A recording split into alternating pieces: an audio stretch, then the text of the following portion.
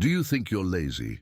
Let me prove you're not, and reveal the real reason behind your lack of motivation, something no one has probably told you before. Everything you do, from scrolling endlessly on social media to procrastinating on that important project, isn't entirely your fault. It's about how your brain is wired to seek pleasure and avoid effort. Sounds counterintuitive, right? But once you learn how to reprogram this internal balance, you can turn even the hardest tasks into something natural and rewarding. Want to break this cycle and take back control of your life? Stick with me until the end. This might just be the breakthrough you've been waiting for. The feeling of laziness many people experience is actually a sign of an overwhelmed mind. We live in an age of constant stimulation, where social media notifications, professional demands, and personal responsibilities all fight for our attention. This creates a mental and physical exhaustion that has nothing to do with effort or willpower, but everything to do with a system that's been pushed to its limits. When you're overwhelmed, even simple tasks can feel insurmountable. It's like trying to move a mountain when lifting a pebble already feels impossible. This blockage stems from a mind struggling to process too much information at once. In such a state, priorities become unclear, focus disappears, and even the drive to start something fades away. It's not that you don't want to act, it's that your mental energy is so scattered, it can't be channeled effectively. And the overload isn't just mental, it directly impacts your body, causing fatigue, irritability, and even physical symptoms like headaches or muscle tension. All of this reinforces a paralysis cycle. You feel drained, accomplish nothing, and then feel even more frustrated and unproductive. Another factor adding to this sensation is the pressure to be constantly productive. Society expects us to always be busy and delivering results. When we can't keep up, our first instinct is to blame ourselves. This self-criticism only worsens the problem, creating a loop of anxiety and guilt that drains motivation further. What you need to understand is that this difficulty in taking action isn't a reflection of who you are. It's about how your mind is functioning under extreme overload. The solution isn't to force yourself to be productive at all costs, but to recognize the signs your mind and body are giving you, take a step back and start untangling the chaos one piece at a time. Dopamine is a key neurotransmitter in brain function. It's directly linked to feelings of pleasure and motivation, playing a crucial role in our actions and decisions. However, understanding dopamine goes beyond associating it solely with pleasure. It acts as a signal that guides the brain's perception of value, driving us to act in pursuit of rewards. In today's world, where we're constantly bombarded by superstimuli like social media, short videos, and other forms of instant entertainment, the dopamine system can be tricked. These stimuli are designed to release large amounts of dopamine quickly, creating a sense of immediate pleasure. But this pleasure is shallow and short-lived. After a dopamine spike, there's a sharp drop, leaving the brain in a deficit state, which leads to demotivation and a craving for more stimulation to make up for it. This cycle of instant pleasure followed by discomfort creates a neurochemical imbalance. Tasks requiring effort and patience, like studying, working on long-term projects, or managing complex daily activities, become less appealing because they don't provide immediate dopamine rewards. Instead, the brain starts prioritizing low-effort actions that promise quick gratification, even if they don't contribute to long-term goals or overall well-being. Additionally, when the brain is repeatedly exposed to high levels of dopamine, it gets used to it. Activities that once brought joy, such as meaningful conversations, outdoor walks, or pursuing hobbies, lose their appeal. It's as if the brain's reward system becomes numb, making it harder to find satisfaction in simple, genuine experiences. The role of dopamine in the cycle of pleasure and discomfort is also tied to how we interpret challenges. When in a state of dopamine imbalance, we avoid anything that seems difficult or tedious, even when those actions are important. This happens because the brain, conditioned by superstimuli, equates effort with discomfort and seeks to escape it. The result? A greater tendency toward procrastination and apathy. Breaking out of this vicious cycle requires rebalancing the dopamine system. This involves a detox period from superstimuli, allowing the brain to regain its natural sensitivity to dopamine. Engaging in activities that don't provide instant gratification, but offer lasting fulfillment, like exercising, reading, or creative work, helps recalibrate the reward system. Additionally, learning to face discomfort gradually and healthily teaches the brain that effort can be rewarding. Dopamine isn't your enemy. The problem arises when the system is constantly sabotaged by artificial stimuli. By restoring balance, you can rediscover the ability to engage in tasks that truly matter and find satisfaction in actions that nurture your mind and purpose. Rebalancing your internal scale is essential to reclaim control over your motivation, energy, and overall well-being. This scale refers to the delicate balance between pleasure and pain, effort and reward, which governs how we feel and act daily. When it's out of sync, as often happens in a world overflowing with easy, immediate stimuli, we become apathetic, demotivated, and unable to meet life's demands. Paradoxically, restoring this balance requires consciously and healthily embracing discomfort. Our brains are wired to seek pleasure and avoid pain, an evolutionary strategy that ensures survival. But in an environment where pleasure is always within reach, through social media, ultra-processed foods, and constant entertainment, the internal scale tips disproportionately toward instant gratification. This doesn't mean we experience more pleasure. Quite the opposite. Overloading the brain's reward system makes it less sensitive. As a result, tasks requiring effort but offering meaningful, lasting rewards feel tedious or even impossible to tackle. Restoring this balance starts with the willingness to face discomfort. This doesn't mean forcing yourself into purposeless suffering, but recognizing that effort is an essential part of growth and that genuine pleasure often follows from meaningful work. For example, activities like studying, exercising, or developing a personal project don't provide instant gratification. They demand patience, dedication, and persistence. Yet over time, these efforts create a deeper, more lasting sense of satisfaction that doesn't rely on artificial stimuli. This process also involves gradually reducing exposure to overstimulation that disrupts the internal balance.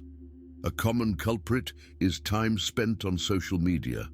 While it may seem harmless, these platforms are designed to capture and hold your attention by offering constant small dopamine hits.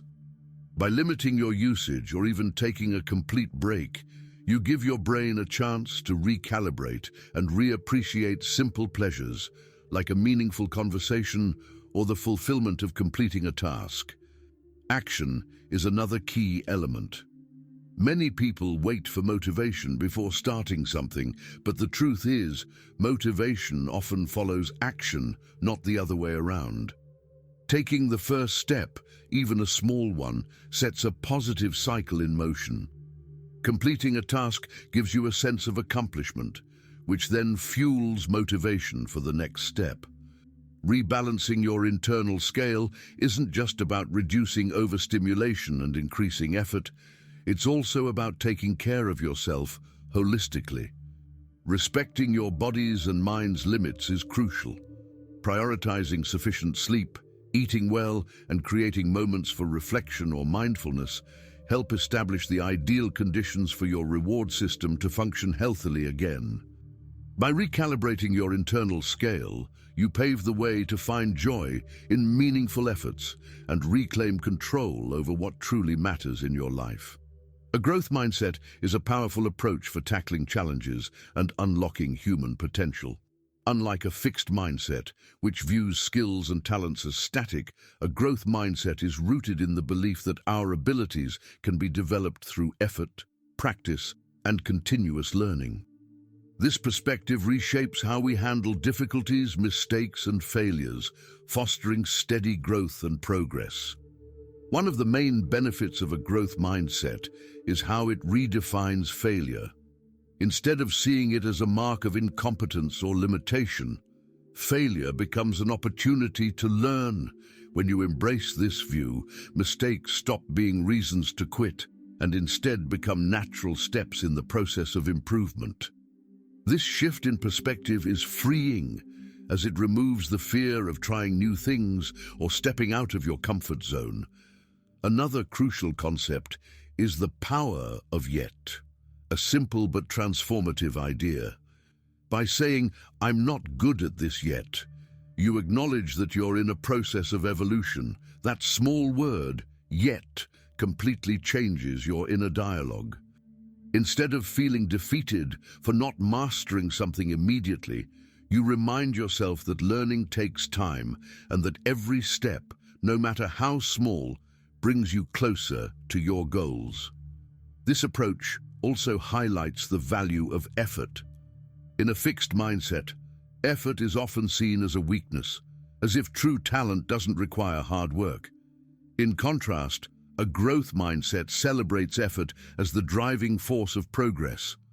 It's what turns potential into skill and intention into achievement. Recognizing the importance of effort is particularly crucial during challenging times when results may be slow to appear. A growth mindset is also key to overcoming harmful comparisons.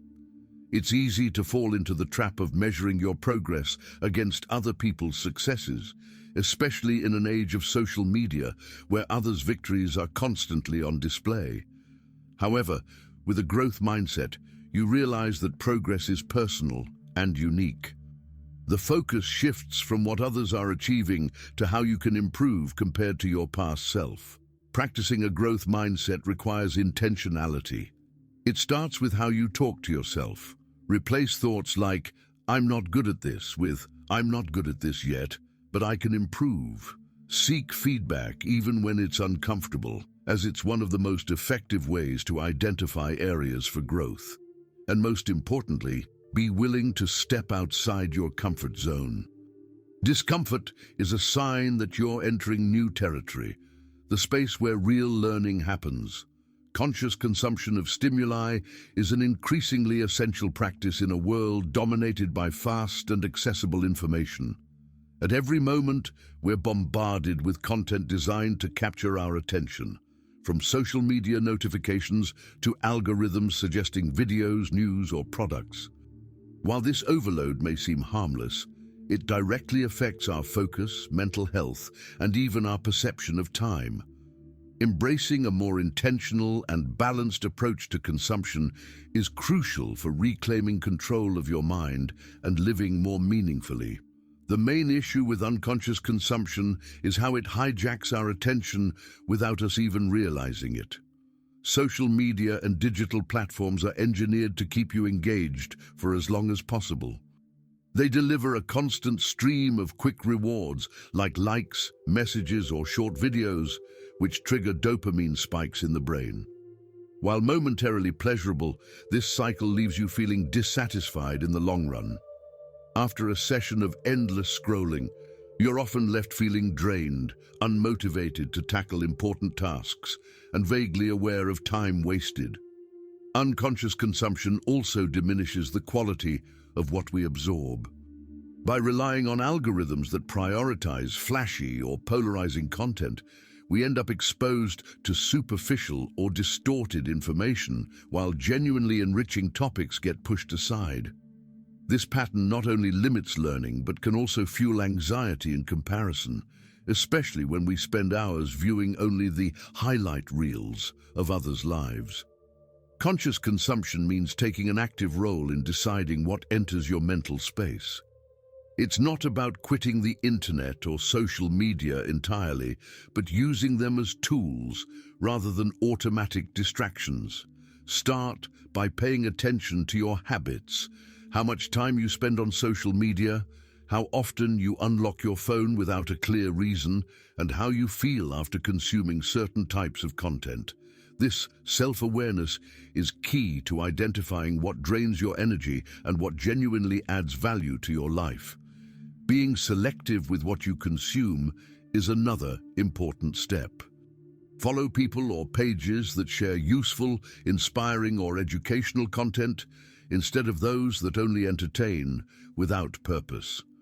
When you browse aimlessly, it's easy to get pulled into stimuli that grab attention but offer no real benefit. By identifying your genuine interests and seeking out content aligned with them, you can transform your online time into something productive and meaningful. Another aspect of conscious consumption is limiting the sheer volume of stimuli you expose yourself to in a short period. Constantly switching between apps, binging short videos, or jumping from one news item to another without reflection overwhelms the brain and reduces your ability to engage deeply with anything. It's like trying to drink from a fire hose. The flow is so overwhelming that you can't truly absorb anything. To counter this, set specific times for using the internet or social media and dedicate space for offline activities that promote reflection, like reading or journaling. This intentional approach not only helps you manage your time better, but also reintroduces depth and focus into your daily life. You're not lazy, you're simply lost in an environment overloaded with stimuli, burdened by an overwhelmed mind and an unbalanced reward system. The path to overcoming this feeling of stagnation involves recognizing external factors, rebalancing your dopamine system, cultivating a growth mindset, and embracing conscious consumption of stimuli.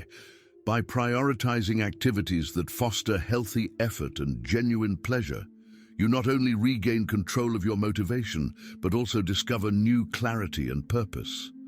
After all, the journey out of stagnation is also the journey toward finding yourself.